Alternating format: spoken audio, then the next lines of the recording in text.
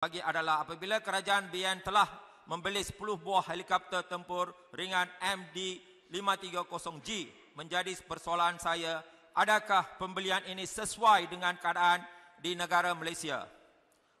Apakah ini mampu meningkatkan tahap pertahanan Malaysia? Sudahkah diselesaikan atau tidak pembelian, dan apakah tindakan seterusnya? Saya sebagai seorang bekas tentera percaya bahawa setiap pembelian mesti dinilai oleh badan bebas kerana setiap pembelian menggunakan duit rakyat. Kita mesti memastikan pembelian bermanfaat kepada negara dan terutama adalah mengikut kesesuaian askar yang sedang berkhidmat dan menjalankan tugas untuk negara. Saya juga bersetuju dengan sahabat saya yang berhormat dari Siti Wangsa tentang pembelian peralatan mengikut spesifikasinya. Datuk Yang di-Pertua, selain mengenai sistem pertahanan, saya juga ingin menyentuh mengenai pencen para veteran yang juga anggota yang berhenti tanpa pencen seperti 10 tahun, 12 tahun, 15 tahun dan juga 18 tahun. Untuk pengetahuan semua, pencen yang dibayar kepada anggota yang tamat perkhidmatan sebelum 2013 dengan pencen anggota yang diterima selepas tahun 2013 adalah jauh berbeza. Saya melihat perkara ini sebagai double standard. Dengan izin, ramai pesara yang pencen sebelum 2013 pesara amat kecewa bekas-bekas tentera telah dicantumkan dalam kategori B40. B40 yang di-Pertua. Malu kita. Amat menyedihkan. Saya mencadangkan kerajaan perlu menyelaraskan pencen ini sama rata kepada semua veteran dalam negara ini.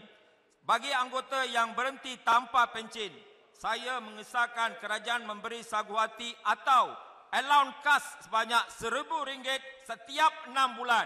Ini untuk mengingatkan jasa mereka yang telah berkorban masa dan tenaga untuk negara tercinta.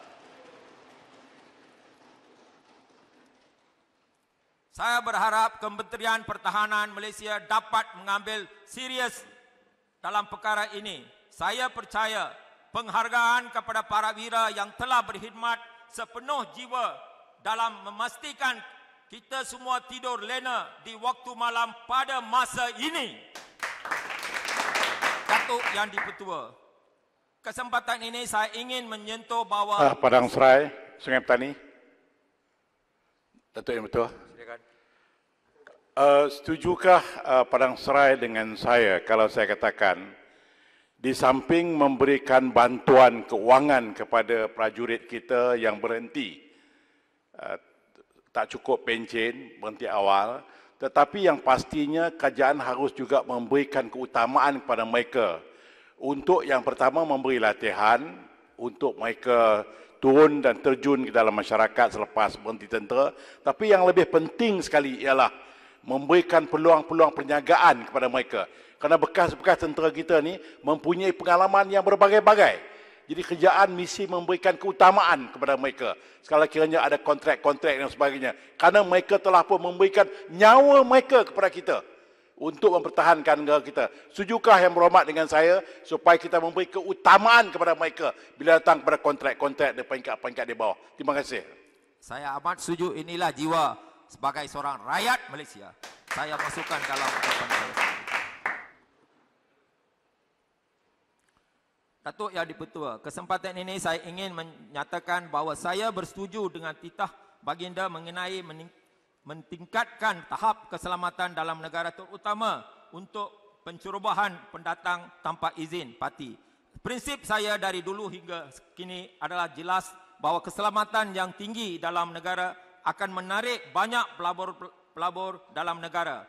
Ini menyebabkan oleh faktor keyakinan pelabur kepada negara kita. Setiap bulan kerajaan terpaksa membelanjakan sebanyak 3.5 juta dan 42 juta setahun bagi menampung kos makanan parti di 14 depo pertahanan imigresen di seluruh negara.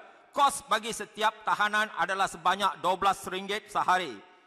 Bayangkan, ini adalah duit rakyat. Kita semua patut berfikir secara bersama. Tetapi kita perlu memikir cara yang lebih efektif dalam menyelesaikan isu ini. Antara insentif yang saya cadangkan adalah untuk mengesahkan semua parti yang terdapat di Malaysia dan menghantar mereka terus ke negara asal. Tidak perlu kita menyimpan di depo kerana duit rakyat perlu digerakkan secara terus kepada kebajikan rakyat dalam negara ini.